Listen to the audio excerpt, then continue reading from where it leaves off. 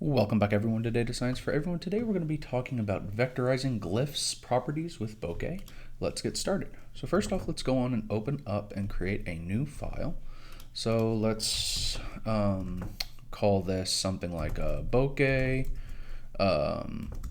vector glyph.py.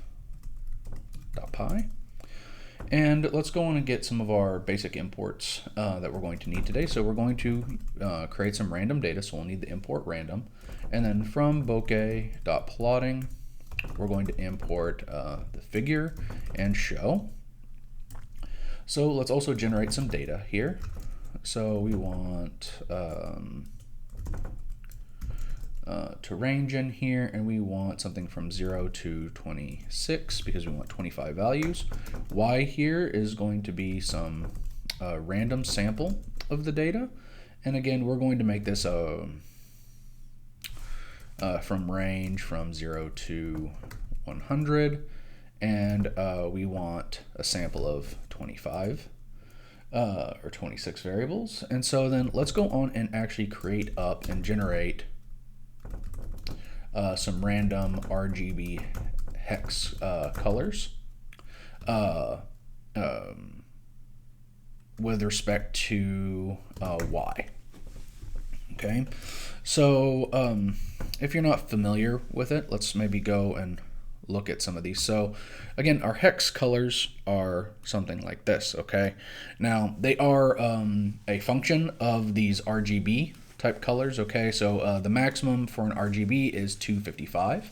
So we'll need to make up some of those values. Again, if we have some value, let's say multiplied out by this 255, and we divide it by 100, we can actually get some of our type of indexing values. And I'll show you guys a bit of an equation that we can do to randomize that. So let's go on and create up our colors list here. So first off, we need to put in our hex in here, and we'll use 0 to X. This is kind of going to be our little code in here to utilize that. And so we want this 3 times in here. And then so let's go on and create up our code here. So what do we want? We want a 255. Okay, we want an integer, then we want to round this, and we want some value multiplied by 255, and we want to divide this out by 100. And then we want another 255 variable in there, and for some value in Y. Okay, and actually I can go in and let's say print. We don't want to print those out for now, and that will actually create up a nice little color map. And we'll play with other types of color maps. We're actually going to be using the color fill right now. So let's actually create our plot. So P is going to be our figure. Whoops. Our figure, and what do we want here? We want the title here. We'll say as vectorized colors. Then let's have our sizing mode here. We're going to do this as stretch width.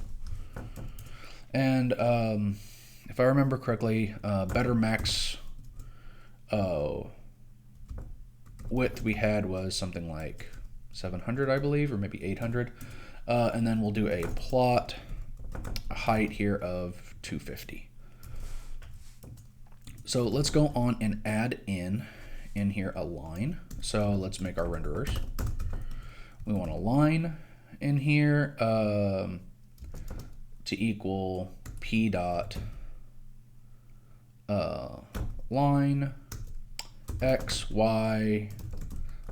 We want our line color here to just be maybe just blue, and then we'll have our line width in here to equal 2, and then we're going to also do a circle, and we'll do p dot circle here, and we'll do something like x, y. Now this one is where we're going to change our colors. So fill color, and here is going to be our colors. And we'll have our line color here is still going to be this blue. And the size here, we'll make them 20. Now, what I will do, let me go on so we can see this as well. I'm going to have this print to the console too. Print colors, and I'll show you guys what that actually looks like.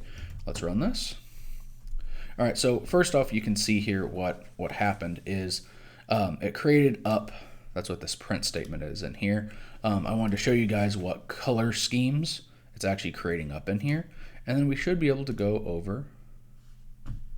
And it didn't show up for me because I did not put in the show function. So let me go on back here, do show, and do show p.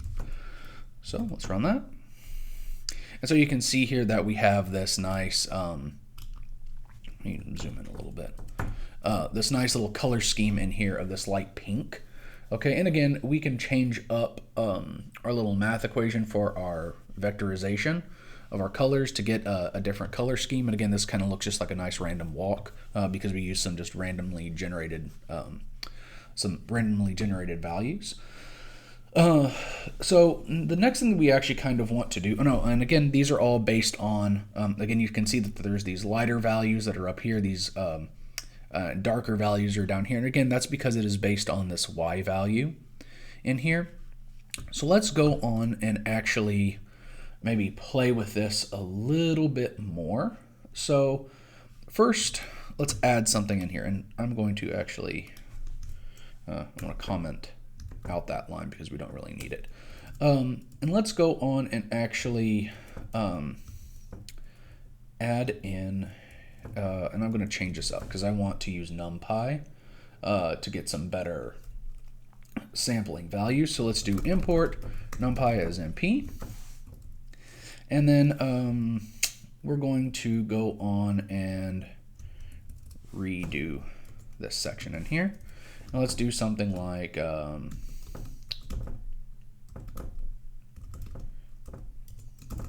we're going to generate some data, and we'll do n is equal to 1000. X here is going to be mp dot random. And then we're going to generate some sample size of n multiplied by 100. Y is going to be something very similar. Well, it's actually just make it the same thing. Clean this up. And what else do we want in here? So the next thing that we'll actually do is we're going to add in some radius, okay?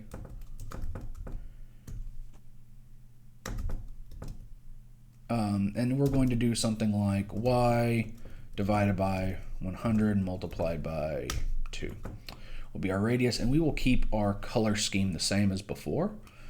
Let me just clean up a little bit more. And then now we need to go through and change some things. Again, I want to change it. We'll leave it this way for now.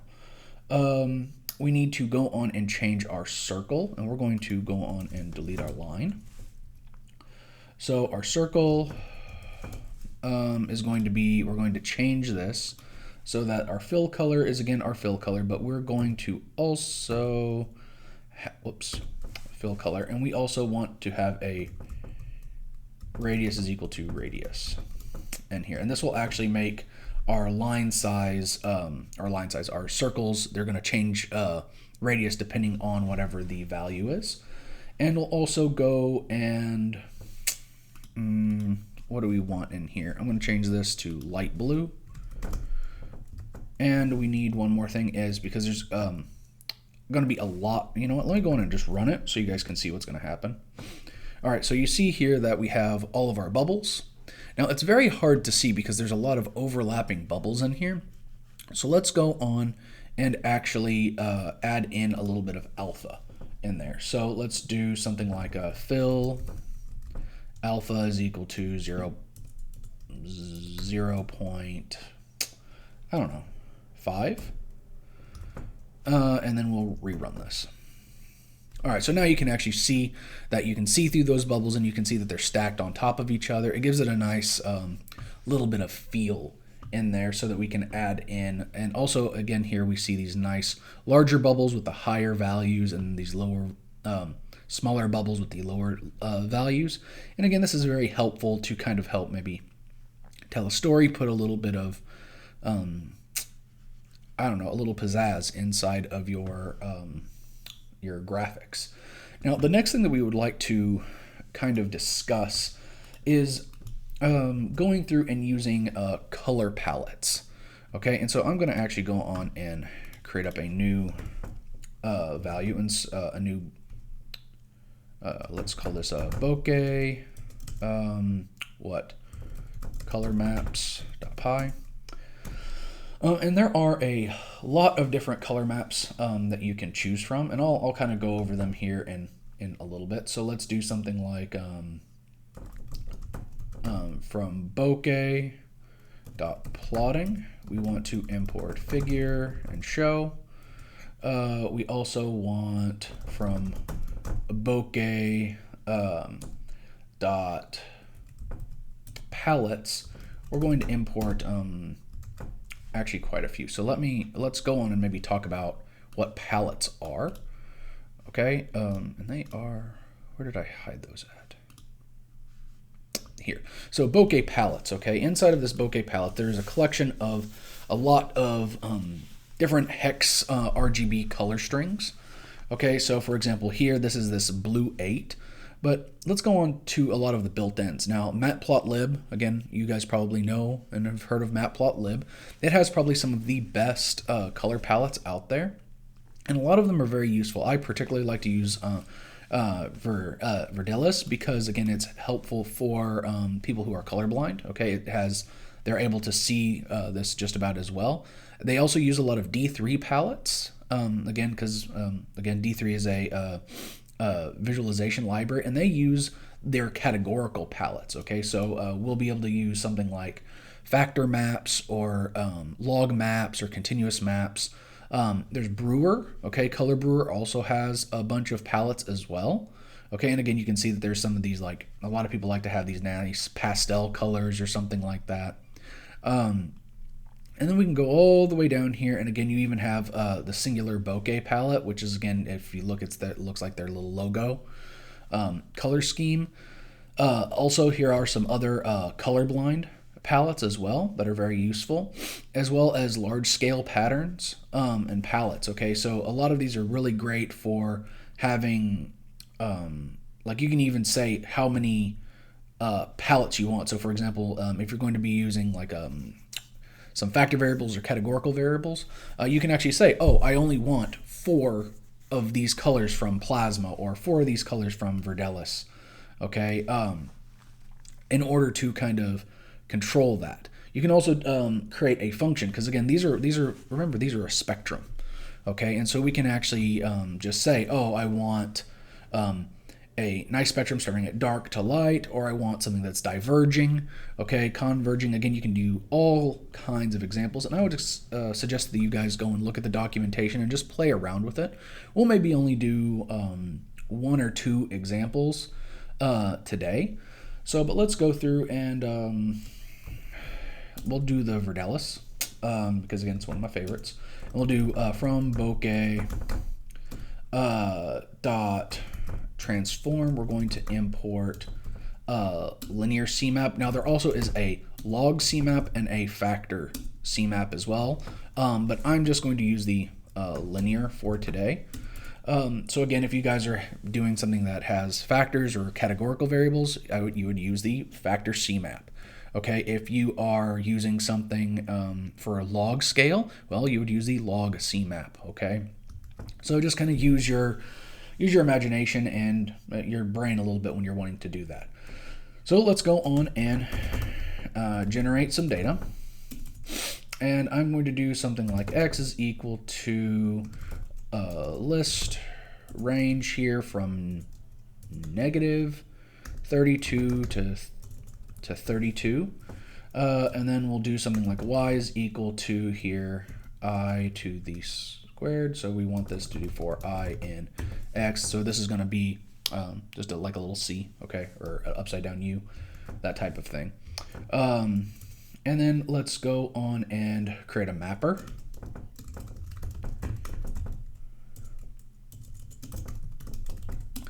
So we'll just call this mapper and do something like our linear CMap. And then here we want a field name here, and we're going to say Y. And then we also want to pick out our palette here, and this is Verdelis is what we're going to be picking. And then we also want our low end, okay? Oops, did I pick low or low color? Yeah, low. And this is going to be the minimum of Y, and we want our high in here to be the max of Y. And then let's go on and create our plot.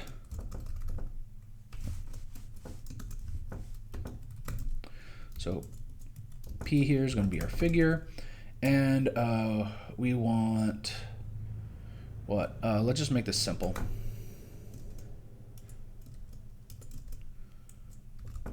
Plot width is 500. Let's do 700. 800 is fine too. And our plot height here is going to be 400. It's a nice little plot there. And then we are going to go on and plot these out as a circle, p.circle. And we want x, y, and now here is where we put in our color mapper. And then size here is going to be 10. Show P. A. What is it doing here? Failed to validate linear CMapper. Okay, so let's take a look and see what happened here. Value error, failed to validate linear CMapper. Okay, so what did it not like here? So, is it because, do I need to actually do that with the IO? So do from bokeh.io import show. And let me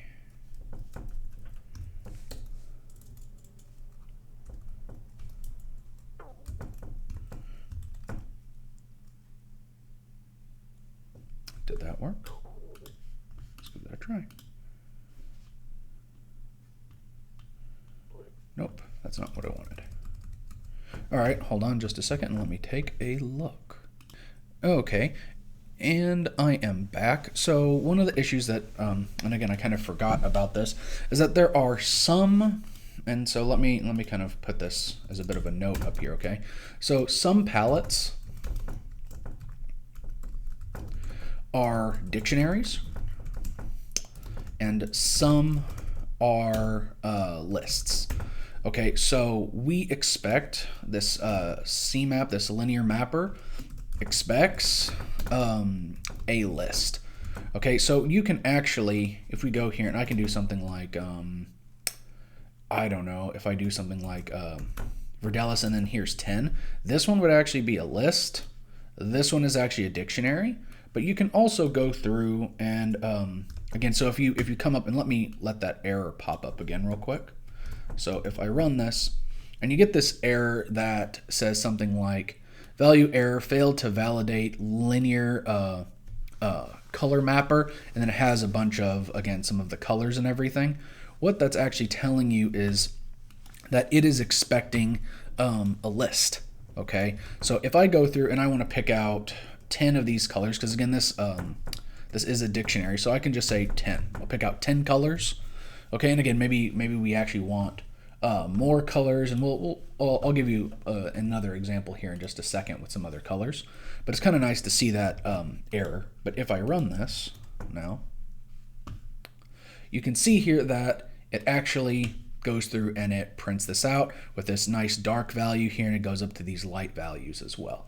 So I should also be able to go and grab something different. So let's grab in another one, and let's say I think Turbo 256. is a good one. Okay, and this one is a list, so we shouldn't have trouble. So turbo 256, and we run this. Notice here now we get a little more coloration in there, a little bit more variation. So again, just make sure that you are kind of familiar with it, and if you come up with any of these errors, kind of play around with them. And again, you guys can always comment and ask me questions as much as you like, and I'd love to answer and talk with you guys about them. So if you guys have any questions, please comment, subscribe, hit that like button, guys, and I'll see you guys next time. Bye-bye.